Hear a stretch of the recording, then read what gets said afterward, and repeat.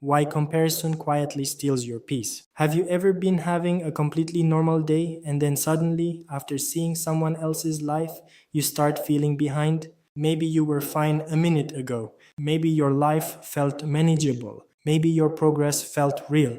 And then you saw someone more successful, more attractive, more confident, more disciplined, more accomplished, more certain, and just like that, your peace changed.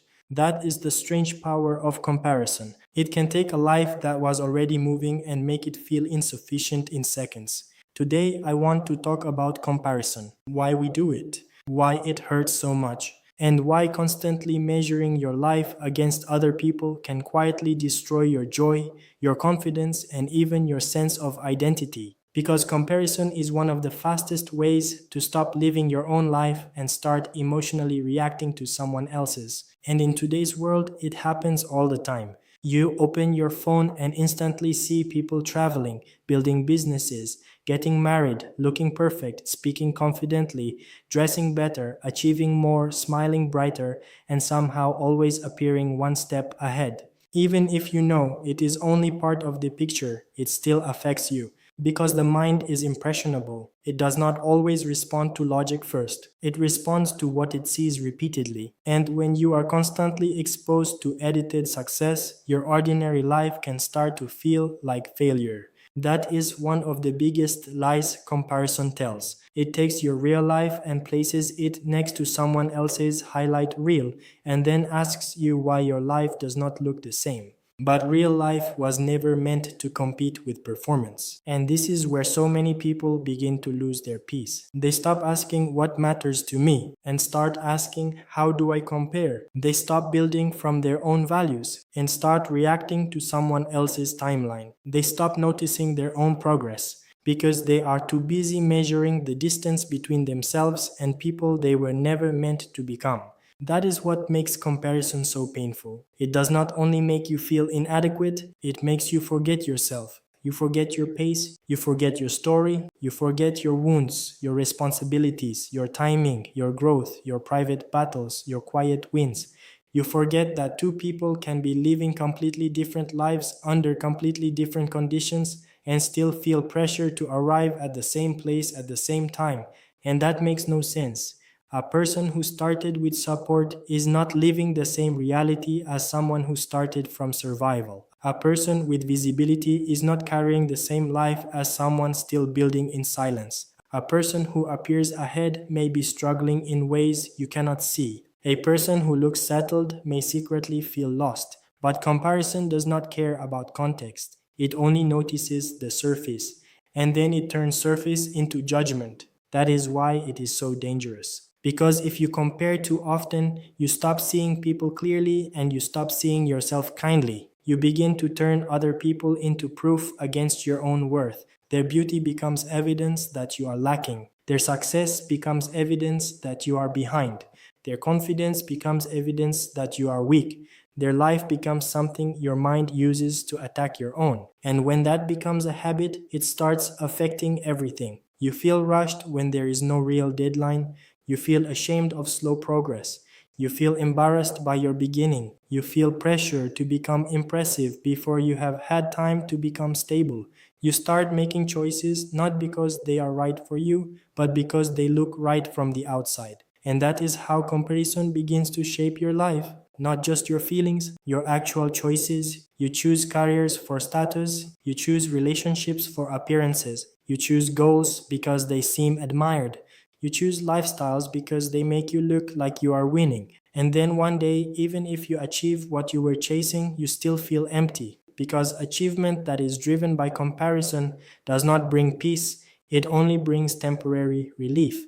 For a moment, you feel ahead, and then someone else appears, someone richer, smarter, more attractive, more accomplished, and the cycle begins again. This is why comparison never ends by winning. It only ends by stepping out of the game. And stepping out of the game does not mean becoming lazy. It does not mean having no ambition. It does not mean pretending you never admire others. It means learning the difference between inspiration and self-rejection. Inspiration says that is beautiful and it motivates me. Comparison says that is beautiful and now I feel like less.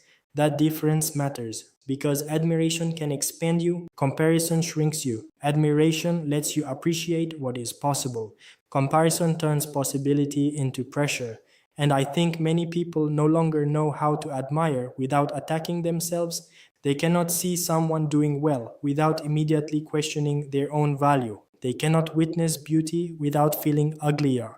They cannot watch progress without feeling late.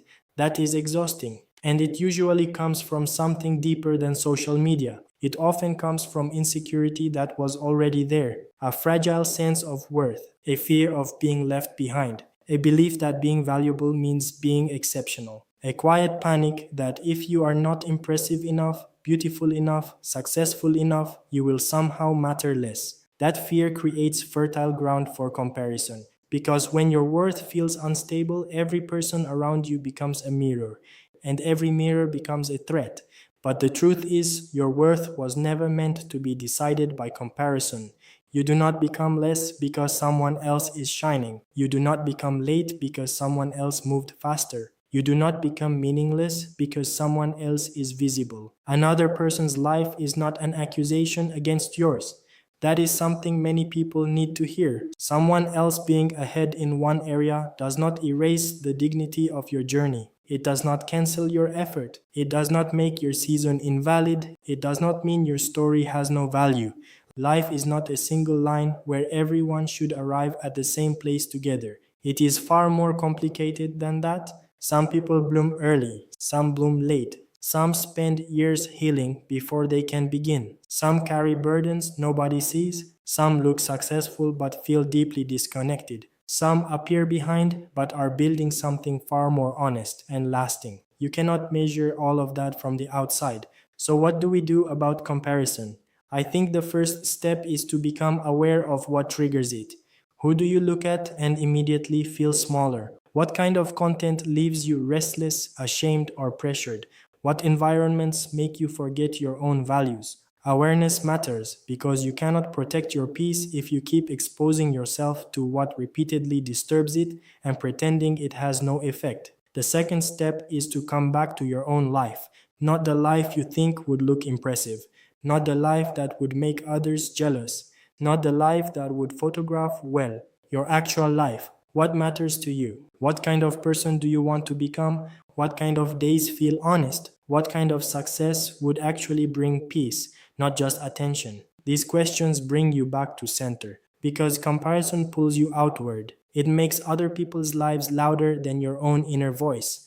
And if you live like that long enough, you will lose your direction. The third step is to practice gratitude without forcing fake positivity. This does not mean denying your desires. It does not mean pretending you do not want more. It means remembering that your life is not empty just because it is unfinished. There are things in your life right now that once felt far away. There are strengths in you that took years to build. There are people, lessons, boundaries, and forms of resilience that came through pain.